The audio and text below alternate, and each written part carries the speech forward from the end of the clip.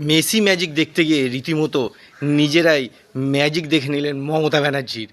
প্রায় 10, 15, 20 হাজার টাকা করে কাটা টিকিটে মেসিকে এক ঝলকও দেখতে পেল না ফুটবল প্রেমীরা। বোঝা যাচ্ছে এইটা 2026-এ টাকা তোলার একটা পুরো প্ল্যান।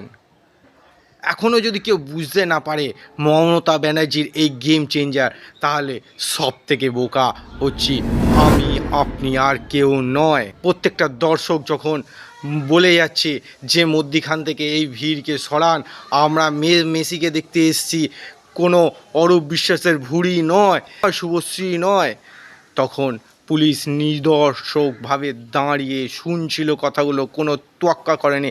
কারণ যে 10, 15, 20 হাজার টাকা খরচ হয়েছিল ফুটবল প্রেমীদের, সেই টাকাতেই অ্যাকচুয়াল ভোটটা খেলা হবে। এটা আপনাদের একদম পুরো বোকা বানিয়েছেন মাননীয়। এখন বুঝবেন না তো কখন বুঝবেন?